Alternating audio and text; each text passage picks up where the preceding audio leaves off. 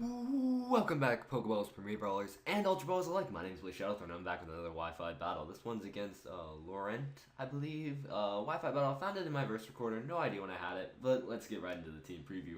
We can over at my team have a Choice Banded Infernape.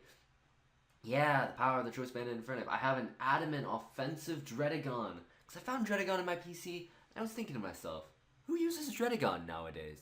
I mean, did anyone honestly use Dredagon in 5th gen? I mean, it was sort of like that forgotten dragon that no one really ever used. Next, I have a Choice Banded Kirin Black. I have a Choice Scarfed or Assault Vest Latios. I can't remember which one I brought. I brought a Mega Alec Gardevoir because I felt like it. And then an Offensive Curse Gyro Ball Ferrothorn. So we'll see how that goes. Looking over at his team, he brought an Aegislash, an Excadrill, a Vaporeon, a Charizard, most likely Y, a Manectric, and a Politoed, so he has a kind of dual weather if it is Y going on. Maybe it's X, but I see a lot of physical threats on his team for it to be X. And personally, like, if you're going to run weather, I kind of guess dual weather works, because I have a showdown team that dual weather works, it's just you have to run it right. So anyways, getting right into the match, he's going to be leading off the Politoed, I'm going to be leading off my Infernape. And then the rain comes, because here comes the rain. Do. He's gonna switch right away because I guess fearing the Thunder Punch / close combat. He goes into Aegislash predicting the close combat, which I do go for because really I'm not that threatened by the Politoed and I don't really need Infernape much for anything. So what I'm gonna do is I'm gonna switch out. I'm gonna go into my man, the Kirin Black. I just want to see what he wants to do. I'm not entirely sure. As he decides to switch yet again, making a very risky play and goes out into Charizard, which I guess to bring out the sun. But he now can't realize he can't stay in on a Kirin Black. It would be illogical to stay in on a Kirin Black. So he's going to switch out. He's going to go out into Manectric to absorb the Fusion Bolt, which he thinks I'm going to go for. But no, I make the ballsy play and go straight away for the Outrage. And that is able to OHKO the Manectric. So, you know, one possible Mega is down, although I'm pretty sure that wasn't his Mega. Now he's going to go out into his Aegislash. I'm pretty sure a King Shield's coming my way, even though I have nothing to do about it. He actually decides not to King Shield, which is a very, really risky play. And that Outrage does over half to the Aegislash. It's just too much power a Choice Banded Adamant Kirin possesses. Now right here, he decides to risk it and go for the Shadow Sneak. Personally, I would have went for the King Shield right there, lowered my attack, and then kept on like Sword Stance, and then went for like a Sacred Sword. But instead, he decides to go straight away for the Shadow Sneak. That's fine. I am able to now destroy the Aegislash with another Outrage. Choice Band, nothing can safely switch in on a Choice Banded Kirin's Outrage. Like, not even fairy types. That's how powerful it is. So what he's going to do is he's going to go out in his Excadrill.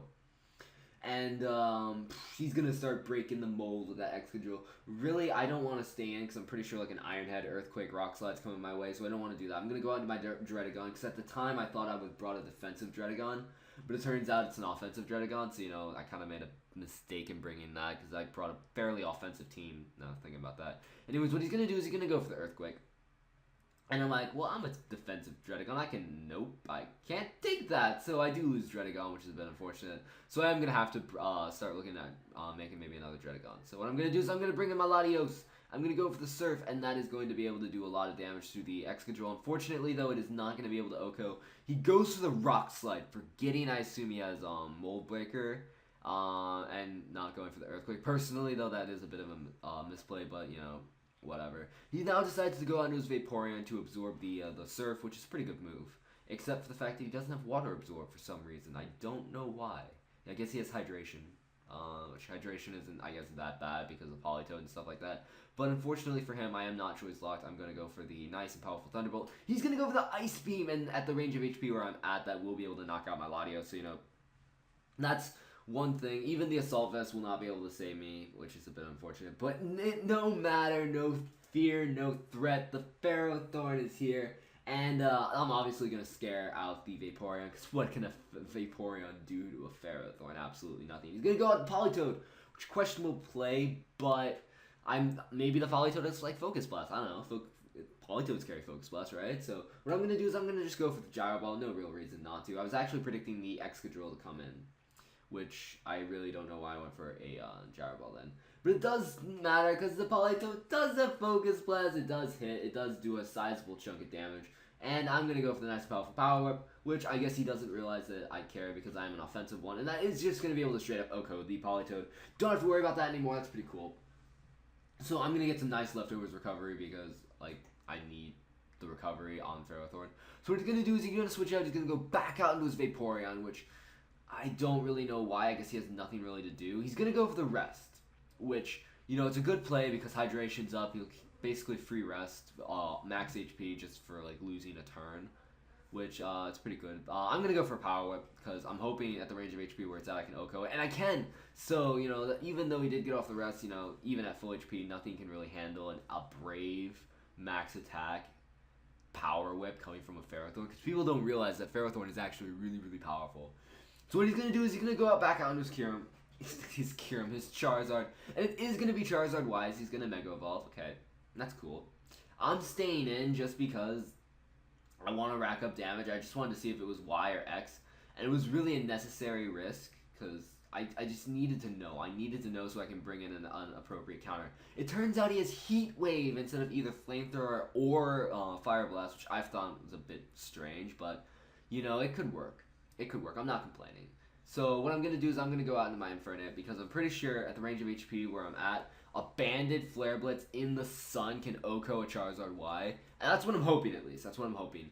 And unfortunately, I get a bad damage roll or something because it looks like it could have OHKO'd, but unfortunately it didn't.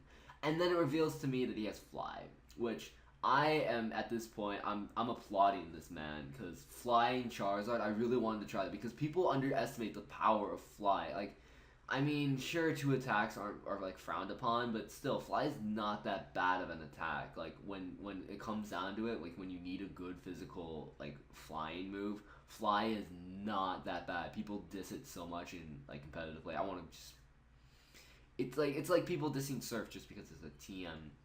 It's not that bad. It really isn't. So what he's gonna do is he's gonna bring now in the Excadrill after I destroy the Charizard with the last remaining of its HP. It's gonna be able to outspeed my Kyurem, which is a bit unfortunate, and knock me out with a Earthquake. It's fine. I didn't really need Kyurem much for anything. The sunlight does fade, which is a bit saddening, but at the same time I really don't need it because I know I can outspeed. I'm just gonna go straight away with the close combat. Like I didn't want to use Flare Blitz because I didn't want to possibly just like knock myself out. Just go straight away for the safe close combat, and that will be the match. I believe it was, let's see, 2-0 I think, because I think I still have my Gardevoir left if I'm not mistaken. So hopefully you enjoy the battle. Hopefully you enjoy my narration. If you did, feel free to leave a like and a comment. If you really enjoyed my narration, feel free to come over to my channel. I do a lot of Pokemon content there. Hopefully you are enjoying the UltraBallers return. I was very ecstatic when Koshpa announced that he was bringing the channel back because I really did enjoy uploading for you guys. It's really fun being part of a collab channel. So thank you all for the love and support that you are showing us. So thank you all for watching, and I will see you all next time. Bye.